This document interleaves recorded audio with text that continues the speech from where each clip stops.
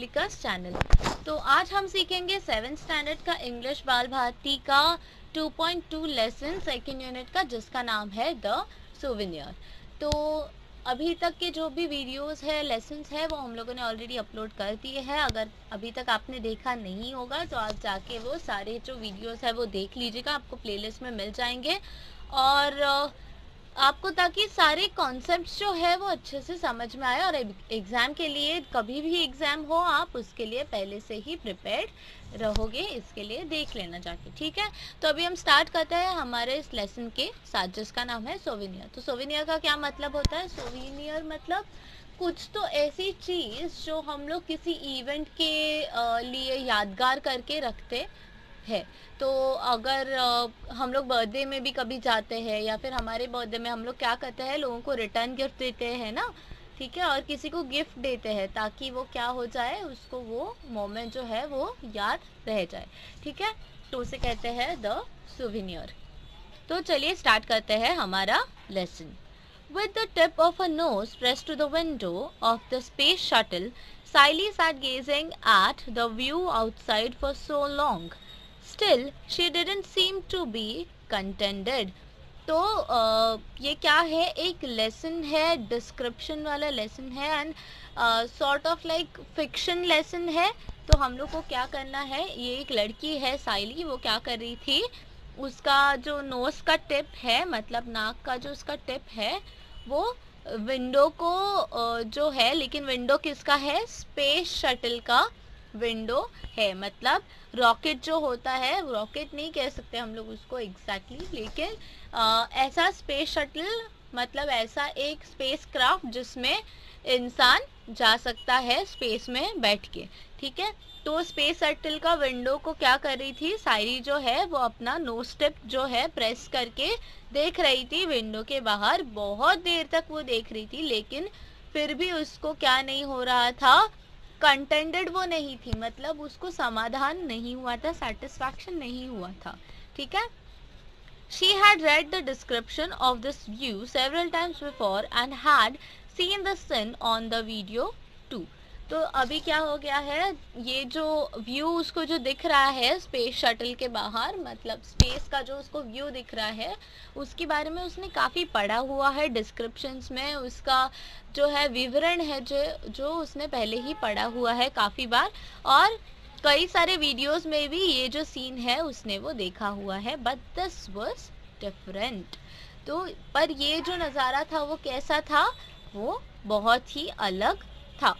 Reading the description was one thing, watching the pictures and videos captured by the camera was another, but getting an opportunity to view that amazing panorama with your own eyes, being present physically right in the midst of it, was indeed an out of world experience.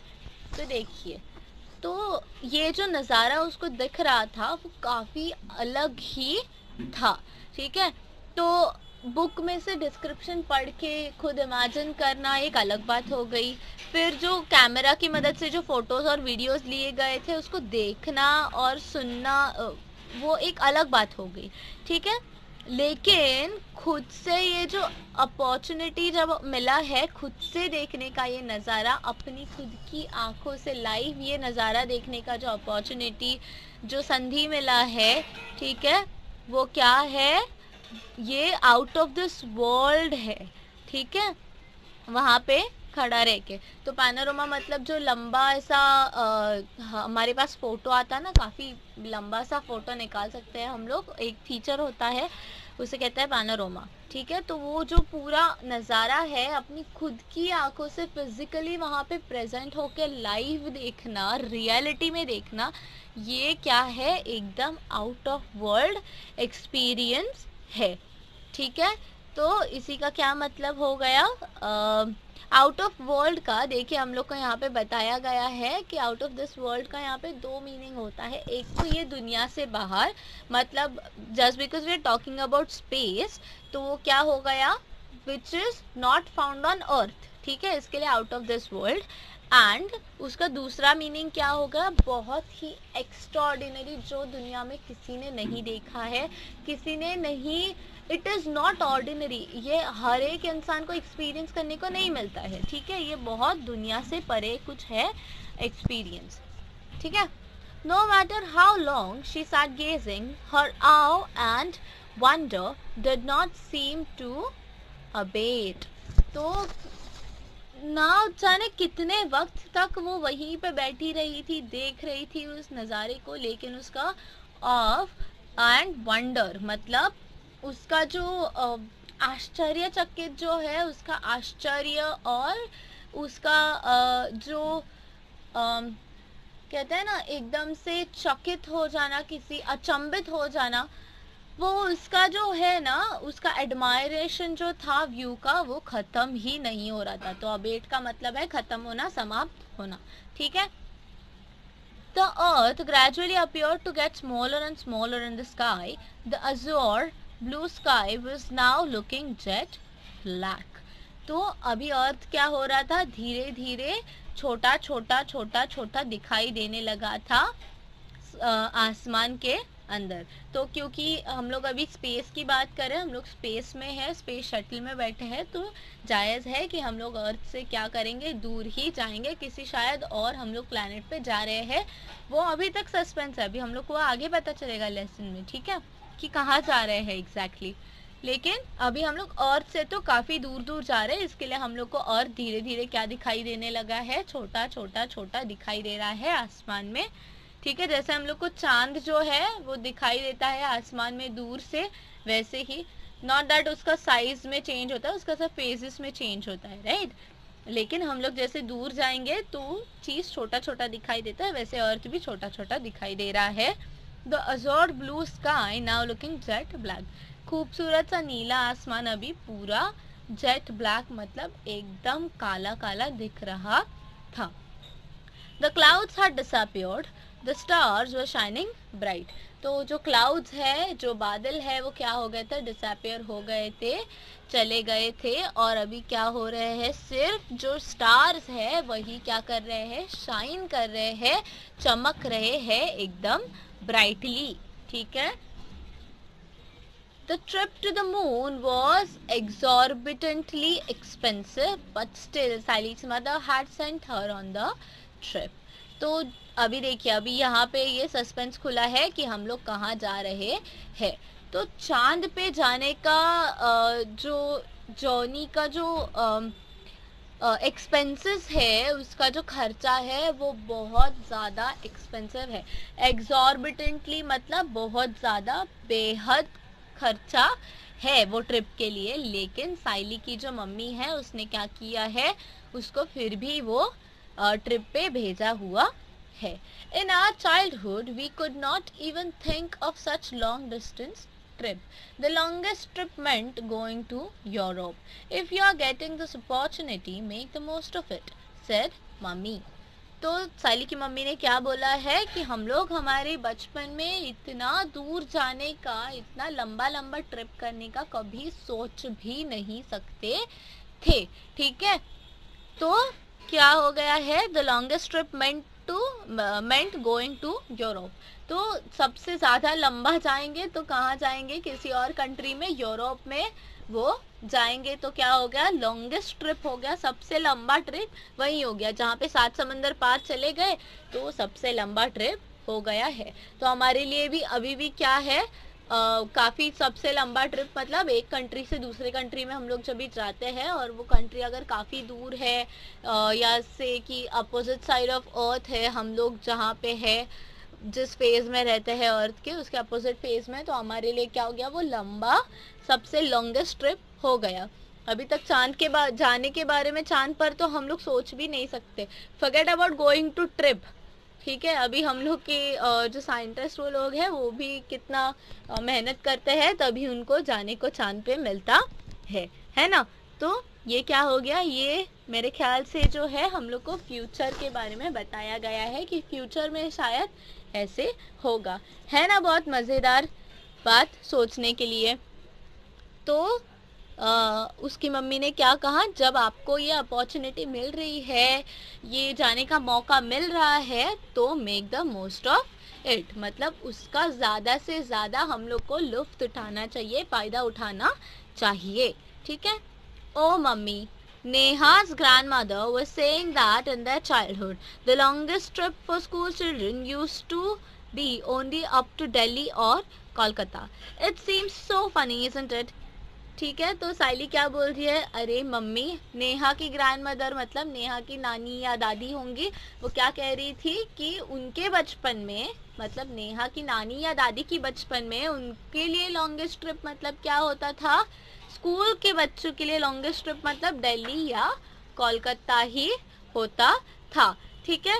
It seems so funny, और उसको वो बात क्या लग रही है, बहुत funny लग रही है। हम लोग का ट्रिप्स कहाँ जाता है, स्कूल का वाटर पार्क्स जाता है, ठीक है, एडवेंचर थीम पार्क्स में जाता है, एडवेंचर पार्क्स में जाता है, और रिजॉर्ट्स में जाता है। हम लोग एक जो है एक स्टेशन से दूसरे स्टेशन तक ही सिर्फ हमारा क्या हो पाता है, ट्रिप हो पाता है, ठीक है। ज़्यादा से ज़्यादा द लॉन्गेस्ट ट्रिप्स हम लोग का यहाँ पे होता है, और काफ़ी अगर बहुत कम ऐसे स्कूल है जो ऐसे आउट ऑफ सिटी जो है ऐसे ट्रिप्स ऑर्गेनाइज करते हैं। लेकिन देखिए यहाँ पे कितनी मज़ेदार बात है कि ये जो साइली है उसके वक्त कहाँ जा रहे हैं, स्कूल का ट्रिप लेके, बच्चों के लिए चांद पे ट्रिप लेके जा रहे हैं। लेकिन उसकी मम्मी के टाइम पे स्कूल का ट्रिप कहाँ जाता था, यूरोप जाता था। तो अभी सोचना चालू कर दो कि आपके फ्यूचर में आप स्कूल ट्रिप में कहाँ जाओगे, यूरोप में बच्चे स्कूल ट्रिप में जाएंगे। और अभी तो हम लोग दिल्ली और कोलकाता भी नहीं पहुंचे हैं स्कूल ट्रिप्स में जाने के लिए, अभी तो हम लोग सिर्फ वो थीम पार्क्स और रिजॉर्ट में ही घूम रहे हैं, ठीक है।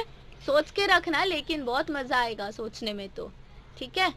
Now the shuttle was getting closer and closer to the moon. अभी क्या हो रहा था, oh I missed a sentence. It seems so funny, isn't it? के बाद said Siley laughing. तो ये हंसते हुए साइली बोली, Remembering the incident made her laugh even now. तो वो जो हादसा है वो याद करके उसको अभी भी क्या हो रहा है, बहुत ज़्यादा हंसी आ रही है, ठीक है। Now the shuttle was getting closer and closer to the moon का मतलब क्या है कि अभी जो उनका स्पेस शटल है वो क्या हो रहा था, मून के करीब करीब और करीब करीब पहुंच रहा था, ठीक है। Then it started orbiting then it started orbiting the moon. तो क्या हो गया, मून को ऑर्बिट करना स्टार्ट हो गया। तो हम लोग को सबको पता है कि अर्थ का और मून का और प्लैनेट का क्या होता है, काफ़ी प्लैनेट का खुद का ग्रेविटेशनल फोर्स होता है, और उस ग्रेविटेशनल फोर्स के संपर्क में जो भी चीज़ आती है वो क्या करती है, रोटेट करना, जो है रिवोल्यूशन करना, ऑर्बिट करना स्टार्ट कर देती है प्लैनेट को। जैसे मून जो है अर्थ की ग्रेविटेशनल फोर्स में है, इसके लिए मून क्या करता है, अर्थ को रिवोल्यूशन करता है, अर्थ के आसपास चक्कर मारता है, ऑर्बिट करता है। वैसे ही जैसे हम लोग क्या करेंगे, अगर हम लोग किसी भी प्लैनेट के, अभी समझिए यहाँ पे जैसे मून में गए हैं, तो मून पे भी ग्रेविटेशनल फोर्स है मून का खुद का, तो क्या करेगा, जब भी स्पेस शटल जाएगा तो वो मून के जैसे ही ग्रेविटेशनल फोर्स के संपर्क में आएगा, वो ऑर्बिट करना स्टार्ट कर देगा, ठीक है, उसके आसपास घूमना स्टार्ट कर देगा। In every 32 minutes the shuttle completed 1 revolution round the moon. तो एक रिवोल्यूशन करने को कितना टाइम लगा मून का, वो स्पेस शटल को 32 मिनट्स लग गया, ठीक है। अभी देखते हैं आगे। Light and darkness followed each other in quick succession. तो जो लाइट एंड डार्क है, मतलब हम लोग को पता है कि फेजेस ऑफ अर्थ और फेजेस ऑफ मून में क्या होता है, हम लोग एक तरफ रहेंगे अगर अर्थ के, तो जो साइड सन को फेस कर रहा होगा वहाँ पे क्या रहेगा, लाइट रहेगा, और जो साइड जो है अर्थ का अपोजिट रहेगा सन के, वो क्या रहेगा, डार्क रहेगा। वैसे ही सेम क्या फिनोमेना आता है, मून के लिए भी आता है। तो जैसे हमें पता है कि अर्थ को खुद के आसपास रोटेट करने के लिए कितना टाइम लगता है, 1 दिन का टाइम लगता है। तो 12 घंटे हम लोग क्या होते हैं, सन के सामने होते हैं जहाँ पे लाइट होता है, तो दिन हमारा 12 घंटे का होता है, और 12 घंटे का जो रात होता है उसमें क्या होता है, पूरा अंधेरा होता है। क्यों? क्योंकि हम लोग सूरज की अपोजिट साइड में होते हैं, ठीक है। तो वैसे ही जैसे अभी हम लोगों ने जैसे पढ़ा कि चांद को रिवोल्यूशन करने को, वो स्पेस शटल को क्या लगा, सिर्फ 32 मिनट्स लगा। इसके लिए उनको लाइट एंड डार्कनेस जो है क्विकली एक्सपीरियंस करने को मिला। तो भी अंदाजे से अगर हम लोग बोलेंगे तो 16 मिनट्स का उन लोग को 10 ईयर लगा होगा लाइट एंड डार्कनेस एक्सपीरियंस करने के लिए इन ऑल, ठीक है। The dome shaped settlements on the moon which resemble the igloos of Eskimos were now visible. तो अभी क्या हो गया है, जो डोम शेप के इग्लूज शेप के जो सेटलमेंट्स है, तो जैसे हम लोग कभी कैंपिंग पे जाते हैं तो वहाँ पे टेंट वगैरह हम लोग लगाए रहते हैं ना, तो ऊपर से वो कैसे दिखेगा, ट्रायंगुलर शेप से दिखेगा। लेकिन चांद पे कैसे है, इग्लू के शेप के, डोम शेप के, आप कह सकते हो सेमी सर्कल के शेप के छत होने वाले, वैसे क्या है वहाँ पे सेटलमेंट्स है। तो जैसे हम लोग यहाँ पे टेंट वगैरह बनाते हैं, वैसे वहाँ पे वो सारे जो स्ट्रक्चर्स है, सेटलमेंट्स है, वो बनाए गए हैं क्योंकि लोग वहाँ पे रह पाए, ठीक है। तो अभी उनको वो भी जो है दिखाई देने लगे थे, वो चांद के इतने पास आ गए थे। After some time saily shuttle made a slow measured and safe landing on the moon. तो कुछ देर बाद ही क्या हो गया, साइली का जो शटल था, स्पेस शटल, वो धीरे धीरे अच्छे से चुन के बराबर से डिस्टेंस वगैरह मेजर करके एंड एकदम सुरक्षितता से क्या किया, मून पे लैंड कर दिया। The door of the shuttle was opened and the children were escorted through an airtight tunnel to the settlement at the Neil Armstrong base। देखिए अभी यहाँ पे क्या हो गया है, जैसे स्पेस शटल का डोर जो है वो खुल गया, वैसे ही बच्चों को कहाँ लेके जाया गया, एकदम एयर टाइट टनल में से एस्कॉर्ट करके, मतलब लेकर जाया गया। कहाँ पर, वो एक सेटलमेंट में लेके जाया गया जिसका क्या था नाम, नील आर्मस्ट्रॉन्ग बेस, ठीक है। तो जैसे हम लोग यहाँ पे जाते हैं ना एकदम अंडर वाटर जैसा, तो हम लोग एक्वेरियम में जाते हैं तो कैसे ऊपर से, छत के ऊपर से कहीं कहीं पे क्या होता है, सब समंदर का जैसे बनाया हुआ होता है नज़ारा, वैसे बनाया होता है, और हम लोग को छत के ऊपर जो ग्लास का छत होता है वहाँ पे सारे क्रीचर्स दिखते हैं।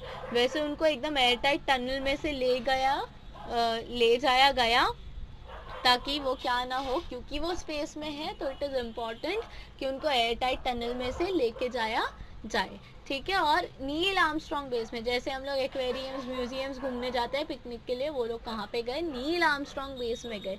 क्यों? क्योंकि नील आर्मस्ट्रॉन्ग क्या किया, पहला उसने ही वाज एन एस्ट्रोनॉट, और उसने चांद पे जो है पहला कदम रखा था, ठीक है। तो उसका जो है, उसके नाम पे, नील आर्मस्ट्रॉन्ग के नाम पे क्या किया था, एक बेस वहाँ पे बनाया गया था, एक स्ट्रक्चर बनाया गया था। The receptionist at the entrance to base gave some instruction at the very outside. तो सबसे पहले ही क्या कर दिया, वहाँ पे जो बेस की जो रिसेप्शनिस्ट थी उसने एंट्रेंस में ही कुछ इंस्ट्रक्शंस दे दिए सारे बच्चों को। तो रिसेप्शनिस्ट मतलब जो रिसेप्शन पे बैठती है लेडी, कहीं पे भी हम लोग अभी जाते हैं, होटल में, हॉस्पिटल्स में, किधर भी हम लोग अगर जाएंगे तो हम लोग देखेंगे कि रिसेप्शनिस्ट मतलब एक लेडी बैठी रहती है, या फिर वहाँ पे एक काउंटर रहता है जहाँ पे हम लोग इंक्वायरी कर सकते हैं और जहाँ पे हम लोग बुकिंग वगैरह करते हैं, ठीक है। तो उसे क्या कहते हैं, रिसेप्शन कहते हैं उस काउंटर को। और वो जो है वो सारा आने जाने वाले लोगों का एंट्रीज एंड देन उनको ऐसे इंस्ट्रक्शंस देना, वो सब काम वहाँ पे होता है, ठीक है। तो वो लेडी रहेगी या फिर कोई और रहेंगे, ठीक है। तो रिसेप्शनिस्ट ने क्या कर दिया, पहले ही सारे बच्चों को सारे इंस्ट्रक्शंस देना स्टार्ट कर दिया। I welcome you all to the Neil Armstrong base. To make your stay on the moon pleasant and comfortable, I would like you to take certain precautions। तो अभी देखिए रिसेप्शनिस्ट क्या बोल रहा है या बोल रही है। उसने कहा है कि मैं आपका स्वागत करती हूँ नील आर्मस्ट्रॉन्ग बेस में, और आपका जो मून पे रहने का जो एक्सपीरियंस है वो काफ़ी सुखद हो इसके लिए, और कंफर्टेबल हो इसके लिए मैं आपको कुछ जो है सावधानियां लेने के लिए इंसिस्ट करूँगी। तो मैं आपको कहना चाहती हूँ कि आप ये सावधानियाँ जो है वो बरतें यहाँ पे। Listen carefully to my instructions and please follow them during your stay. तो आप मेरी जो भी instructions है उसको ध्यान से सुनिए और आप जितना भी देर यहाँ तक रहोगे वहाँ तक आपको क्या करना है, वो सारी instructions follow करनी है. You know that the gravitational force of the moon is 1/6 that of the earth. तो आपको पता है कि मून का जो ग्रेविटेशनल फोर्स है वो क्या है, अर्थ से 1/6 है. तो अर्थ का ग्रेविटेशनल का 1/6 ही है मून का ग्रेविटेशनल फोर्स. तो मून का ग्रेविटेशनल फोर्स इतना कम है. ठीक है. In the human settlements on the moon, the gravitational force equivalent to that of Earth has been artificially maintained. But outside those settlements, the gravitational force of the moon is at work. तो जहाँ पर human settlements बनाई गई है moon पे, वहाँ पे अर्थ का इक्विवेलेंट ग्रेविटेशनल फोर्स जो है, मतलब अर्थ का जितना ग्रेविटेशनल फोर्स है उतना ही ग्रेविटेशनल फोर्स का जो कंडीशंस है वो आर्टिफिशियली मेंटेन किया जाता है, कृत्रिम पद्धति से मेंटेन किया जाता है. ठीक है. लेकिन उसने क्या कहा, लेकिन वो जो सेटलमेंट्स है उसके बाहर जो है क्या होता है, मून का जो एक्चुअल ग्रेविटेशनल फोर्स है जो अर्थ से कम है, 1/6 इतना है अर्थ का, वो क्या है, काम करता है. You will have to be extremely careful when you roam around there. The second point to remember is related to shopping on the moon. तो अभी देखिए क्या हो गया, उसने क्या बोला कि जब भी आप वहाँ पे जाओगे, ह्यूमन सेटलमेंट्स के बाहर रहोगे, मून का ग्रेविटेशनल फोर्स में रहोगे, तो आपको क्या करना है, उसका खास ख्याल रखना है जब भी आप आसपास घूमते रहोगे या कहीं पे भी जाओगे मून पे. तो ठीक है, ग्रेविटेशनल फोर्स का आपको आदत पड़ना चाहिए बराबर से, तो उसका खास ध्यान रखना.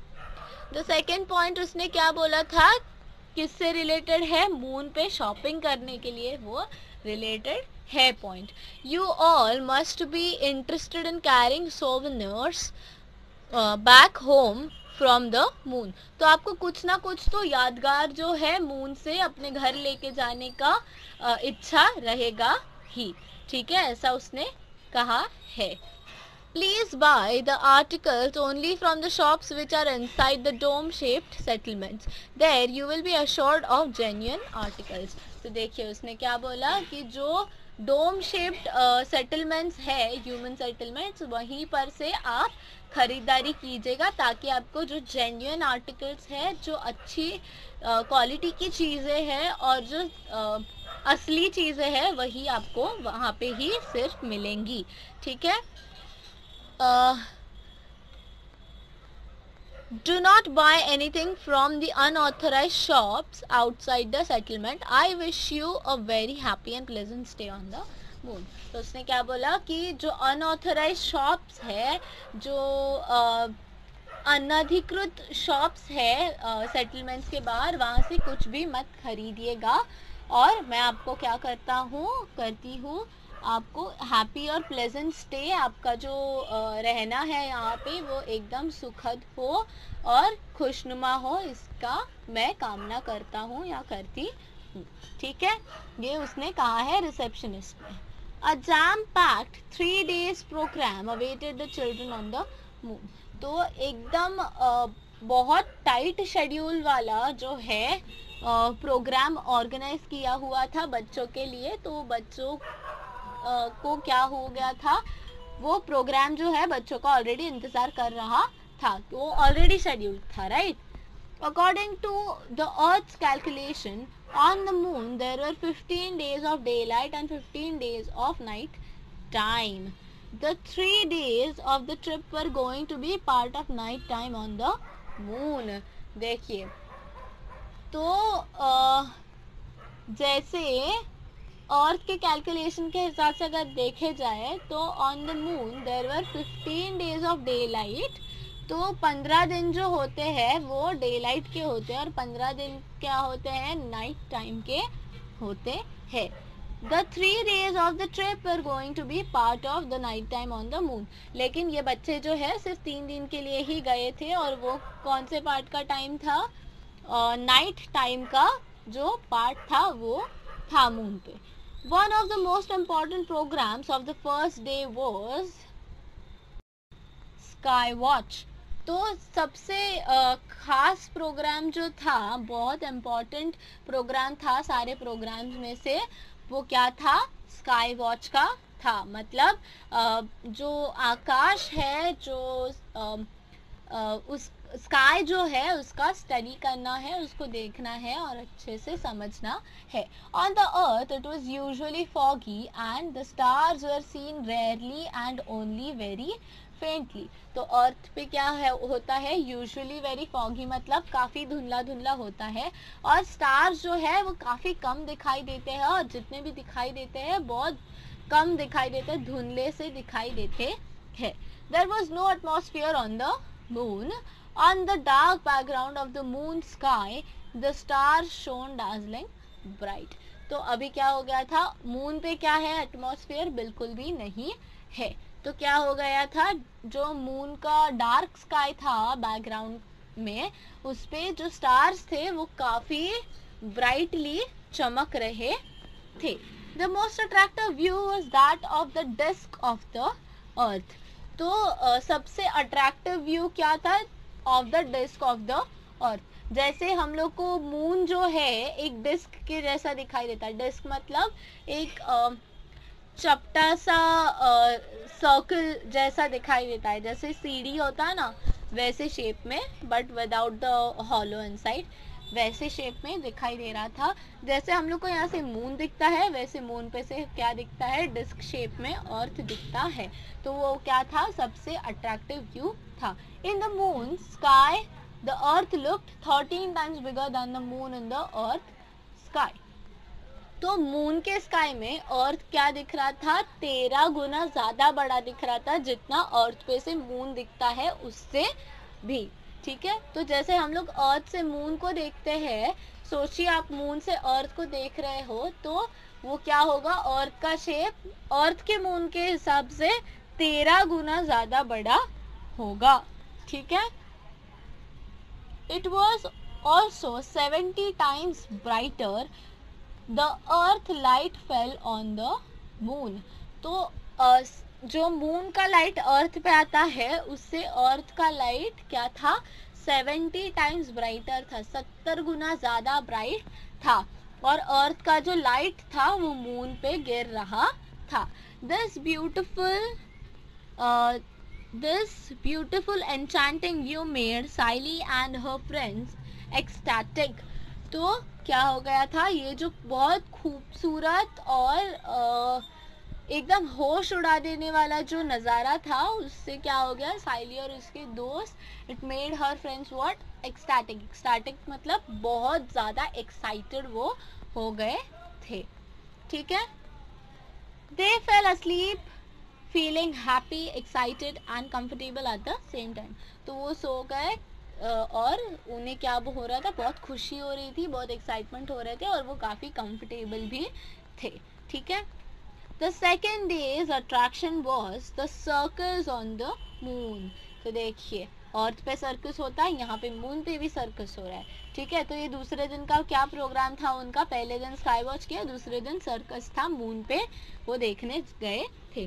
One unique feature of the circus was the seating arrangement. तो उसमें सबसे यूनिक फीचर क्या था सर्कस का? जो सीटिंग अरेंजमेंट था, जो बैठने का अरेंजमेंट था, वो सबसे अनोखा उनको लगा। The spectators were made to sit in the tent and the circus was going on outside. तो अभी देखिए यहाँ पे क्या हो गया था? जो स्पेक्टेटर थे, जो ऑडियंस थे, उनको टेंट में बिठाया गया था, और जो सर्कस जो था वो क्या हो रहा था? बाहर हो रहा था टेंट के। High jumps and long jumps were the special attractions. तो हाई जंप्स और लॉन्ग जंप्स जो थे वो क्या थे? स्पेशल अट्रैक्शंस थे सर्कस के। One gymnast jump 27 meters high. तो उसमें से एक जिमनास्ट क्या किया? 27 मीटर जो है ऊंचा जंप किया। तो अभी बोलेंगे आप कि कैसा? तो आप बताइए कैसा?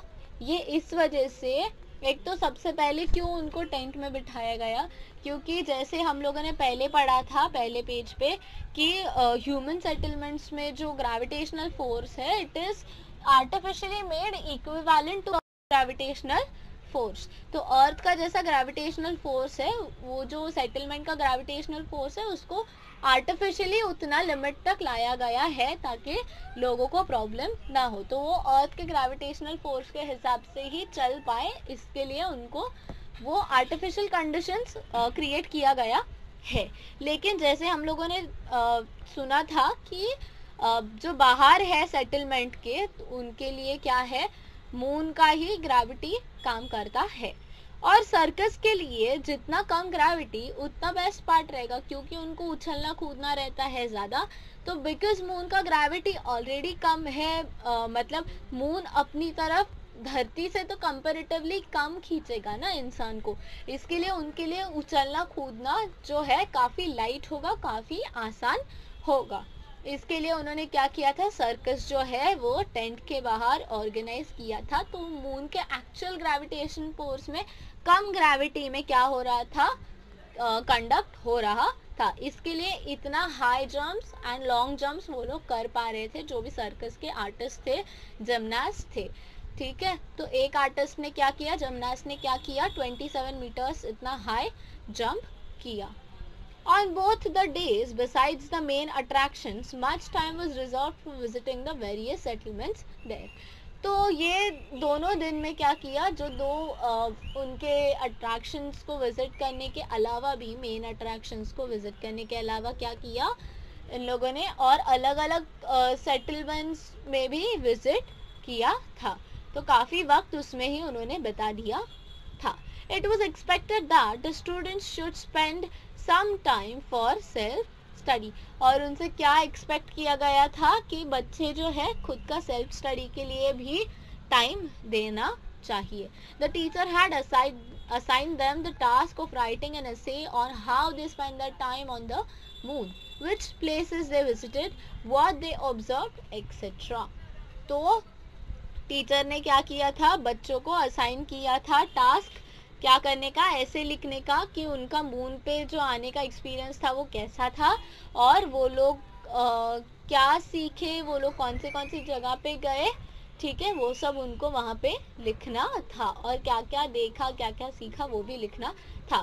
साइली and her friends had traveled far and wide and had done a lot of sight seeing. तो देखिए साइली और उसके दोस्त क्या थे, बहुत दूर दूर तक गए थे, काफ़ी दूर, और ज़्यादा उन्होंने एरिया देखा हुआ था मून का जाकर, और काफ़ी साइट सीइंग भी किया। साइट सीइंग किया मतलब पर्यटन किया, जब वहाँ पे जैसे हम लोग अभी एग्जाम्पल लोगे बॉम्बे में, तो बॉम्बे में हम लोग gateway of India, Taj hotel, वो सब देखने जाते हैं। फिर अलग अलग पार्क्स है, नेशनल पार्क्स है, वहाँ पे जाते हैं।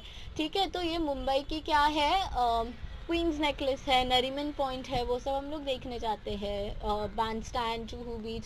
तो ये सारे जो है टूरिस्ट प्लेस भी कह सकते हैं आप इनको, और ये क्या है, साइट सीइंग की जगहें है, जो क्या है मुंबई की खासियत है, अट्रैक्शंस है। वैसे ये चांद पे जो जो साइट सीइंग के प्लेसेस थे, वो वहाँ पे कौन गए थे, साइली और उसके दोस्त गए थे। On the third day, their teacher took them to a place of historical importance. तो तीसरे दिन और आखिरी दिन जो था उनका चांद पे, वहाँ पे कहाँ पे गए थे वो लोग, टीचर उनको कहाँ ले गए, हिस्टोरिकल इम्पोर्टेंस की जगह पे लेके गए। ठीक है, तो कोई ऐतिहासिक जगह पे उनको लेके गए। जैसे हम लोग के पास क्या है हिस्टोरिकल इम्पोर्टेंस वाला, तो जो भी पुरानी चीज़ें हैं, फॉर एग्जांपल किले हैं, पुराने हिस्टोरिकल म्यूजियम्स है, और फिर काफ़ी पुराना रेलवे म्यूज़ियम है। तो ऐसे सारी जो अर्थ पे ऐसी सारी जो चीज़ें हैं, वैसे ही चांद पे भी कुछ हिस्टोरिकल इम्पोर्टेंस की चीज़ें हैं। 100 years ago, Neil Armstrong had landed at this place. तो नील आर्मस्ट्रॉन्ग जो है 100 साल पहले, मतलब ये जो लेसन है ये जो साल में चल रहा है उसके 100 साल पहले क्या हो गए थे, नील आर्मस्ट्रॉन्ग उस जगह पे गए थे, सबसे पहले गए थे। Everyone was looking forward to this visit to the historical monument, और सारे ही लोग क्या थे, इस हिस्टोरिकल मोनूमेंट का विजिट के लिए काफ़ी एक्साइटेड थे और काफ़ी राह देख रहे थे. It was the oldest place in the history of man on the moon. तो इंसान जब मून पे आया वो क्या था, वो जो था हिस्टोरिकल मोनूमेंट वो ओल्डेस्ट प्लेस था. जब इंसान मून पे पहली बार गया था तभी से वो क्या था, मतलब वो तभी का टाइम था. इसके लिए वो आगे जो हम लोग जिस टाइम का लेसन देख रहे हैं उसके लिए वो हिस्टोरिकल प्लेस हो गया है, ओल्डेस्ट प्लेस हो गया है. The first footprint of Neil Armstrong was preserved on the moon land. तो नील आर्मस्ट्रॉन्ग का जो पहला फुटप्रिंट था जिसका फोटो काफ़ी फेमस है वो क्या किया गया था, वहाँ पे प्रिजर्व किया गया था मून की ज़मीन पर, मून के लैंड में. ठीक है. Besides, the footprint was a grand statue of Armstrong. तो फुटप्रिंट के बाजू में ही क्या किया गया था, नील आर्मस्ट्रॉन्ग का एक बड़ा सा स्टैचू बनाया गया था, मूर्ति बनाया गया था. At the base of the statue were carved the first words uttered by a human on the moon. तो स्टैचू के बेस में, मतलब स्टैचू के पैर के पास क्या लिखा गया था, इंसान ने सबसे पहली बार मून पे जो बोला था वो लिखा गया था. One small step for man, one giant leap of mankind. तो इंसान का एक छोटा सा कदम ही क्या होता है, पूरा इंसान प्रजाति के लिए, इंसानी प्रजाति के लिए क्या होता है, एक बहुत बड़ा छलांग होता है. ठीक है. मतलब प्रोग्रेस के लिए अगर आप एक छोटा सा कदम उठाओगे तो क्या हो जाएगा, पूरा ह्यूमैनिटी जो है, मैनकाइंड जो है, उसके लिए वो काफ़ी बड़ा सा कदम होगा, एक काफ़ी बड़ी छलांग वो होगी प्रोग्रेस के लिए. ठीक है. तो अभी देखते हैं आगे क्या बोला है. The next attraction for the children was that they were going to wear the space suits for the first time. तो उसके बाद क्या था, बच्चों के लिए अलग एक और अट्रैक्शन क्या था वहाँ पे, कि उनको स्पेस सूट्स जो है वो पहली बार पहनाए जाने वाले थे. Then they were going to roam outside experiencing the gravitational force of the moon. तो क्या हो गया था, उसके बाद स्पेस सूट्स पहनने के बाद वो बच्चों को जो है मून पे बाहर छोड़ा जाने वाला था, to experience what, the gravitational force of the moon. क्योंकि बच्चे छोटे हैं तो अभी तक उनको ह्यूमन सेटलमेंट्स में से क्या नहीं किया गया है, छोड़ा नहीं गया है, जहाँ पे अर्थ का ग्रेविटेशनल फोर्स है और अर्थ का एटमॉस्फेयर आर्टिफिशियली किया गया है, मिमिक किया गया है, वैसा कंडीशंस बनाया गया है.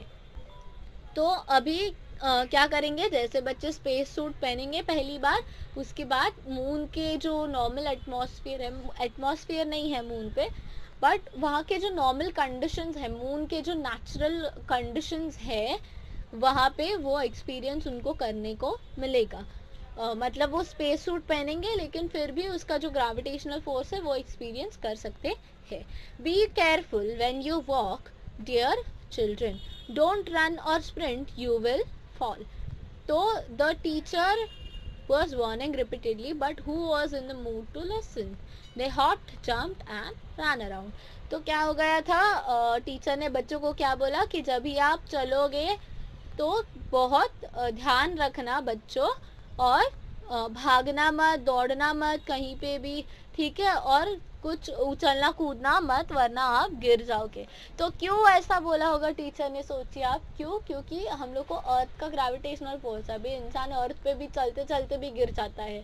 ठीक है. उतना भी हम लोग कभी कभी नहीं कंट्रोल कर पाते, हम लोग भागते हैं तो गिरते हैं, दौड़ते हैं तो गिर जाते हैं, कभी कभी छलांग मारते हैं तो गिर जाते हैं.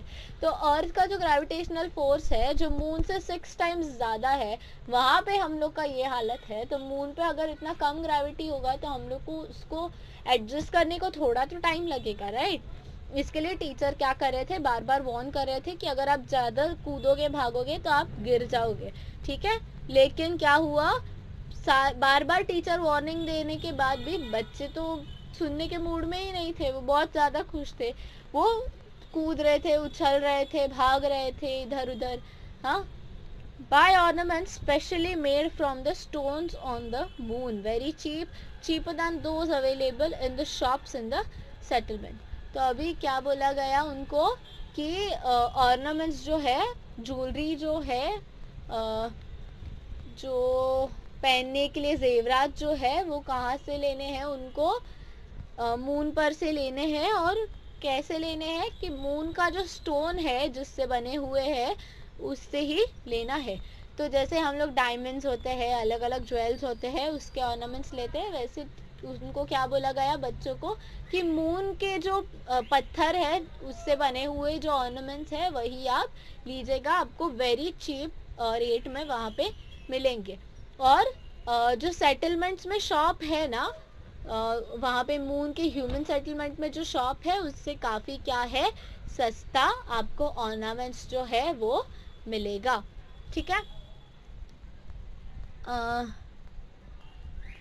cheaper and better, at least have a look, the roadside shopkeepers screamed at the top of their voice। तो वहाँ पे भी क्या है, रोड साइड शॉपकीपर्स है, जैसे हमारे पास भी रहते हैं रोड साइड में, हम लोग कभी शॉपिंग वगैरह जाते हैं तो सारे क्या करते हैं, जो शॉपकीपर्स होते हैं वो अपने अपनी दुकान में कस्टमर्स को अट्रैक्ट करने के लिए चिल्लाते रहते हैं ना ज़ोर ज़ोर से, 10 रुपया 10 रुपया, ऐसे टाइप का कुछ भी चीज़ अगर बेचना रहेगा तो उसका पब्लिसिटी करते हैं ज़ोर ज़ोर से।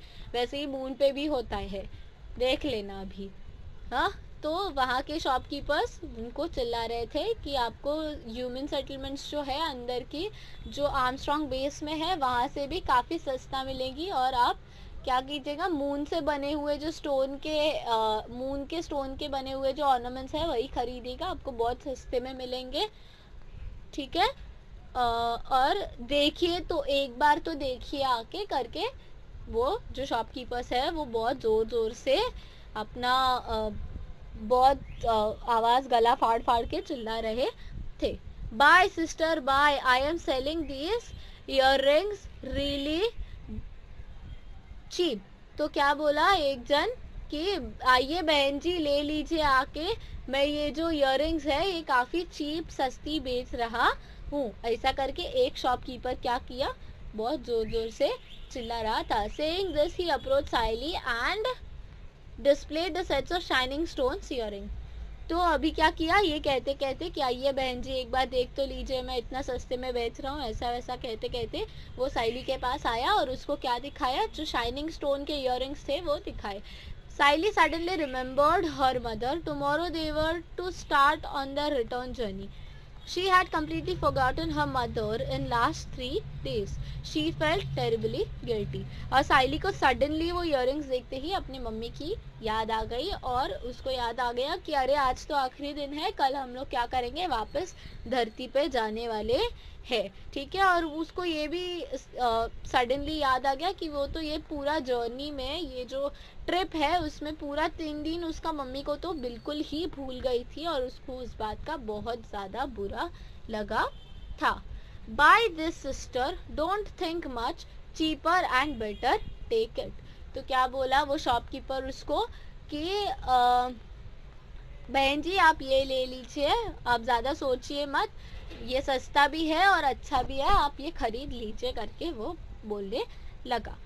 तो साइली ने क्या किया, Saili looked around, the other children had proceeded ahead. तो क्या देखा साइली ने, जब भी आसपास देखा तो बाकी के बच्चे क्या हो गए थे, थोड़ा आगे निकल गए थे। Come on give me these those red earrings quick, Saili pointed at them and asked what's the price.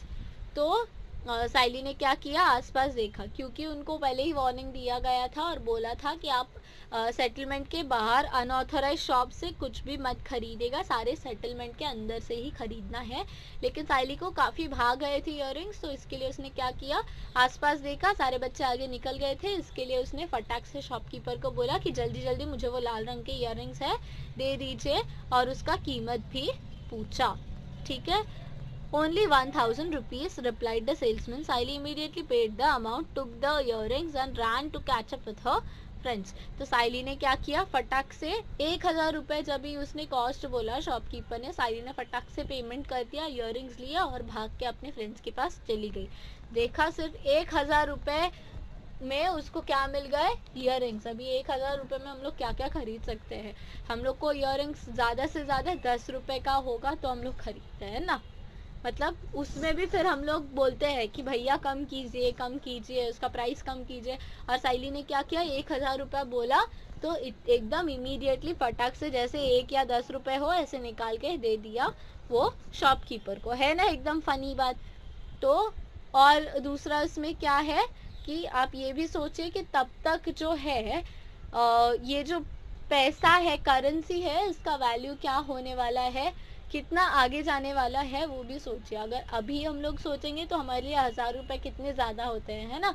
लेकिन ये बच्ची देखिए साइली, इसने फटाक से ईयर के लिए क्या कर दिए, 1,000 रुपए देती है। और इनका ट्रिप कहाँ पे गया है, चांद में गया है ना। Very funny.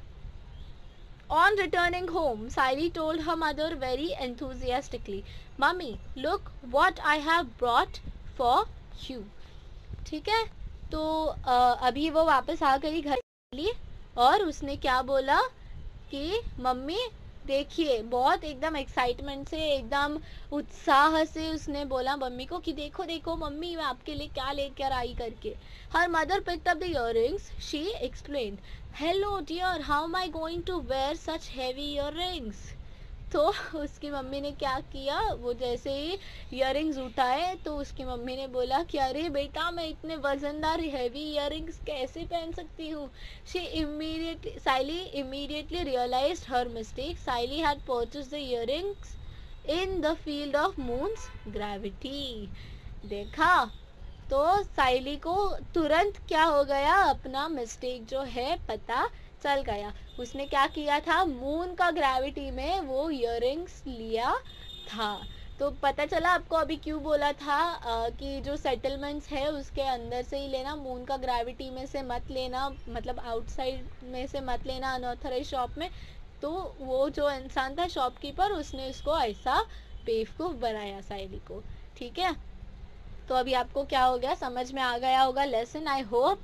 और इसके जो क्वेश्चन आंसर्स वगैरह है हम लोग क्या करेंगे, ये आगे जो वीडियोस है उसमें हम लोग अपलोड कर देंगे। और ये लेसन क्या है, ट्रांसलेटेड फ्रॉम द स्टोरी भेंट बाय लक्ष्मण लोंढे। तो लक्ष्मण लोंढे का जो भेंट जो स्टोरी है उसमें से ये स्टोरी जो है हमारा साइली का, वो ट्रांसलेटेड वर्जन है। ठीक है। तो आई थिंक हमारा ये लेसन जो है यहीं पे ख़त्म हो गया है। पीछे इसके क्वेश्चन आंसर्स है, जैसे मैंने आपको बोला हम लोग अगली वीडियो में वो ज़रूर करेंगे। आप इस वीडियो को लाइक शेयर सब्सक्राइब करना बिल्कुल मत भूलना। नोटिफिकेशन का आइकॉन टैप नहीं किया है तो ज़रूर कर देना। कुछ डाउट होगा तो आप मुझे कमेंट बॉक्स में पूछ सकते हैं। ठीक है, हम मिलेंगे अगली वीडियो में। आप ये वीडियो देखिए और अच्छे से समझिए। बहुत फ़नी स्टोरी है, बहुत प्यारी सी है, एकदम साइंस फिक्शन की स्टोरी है और बहुत अच्छा लगा मुझे भी आपको ये स्टोरी सिखाकर। हम मिलेंगे अभी अगली वीडियो में, तब तक के लिए bye bye. Stay home, stay safe.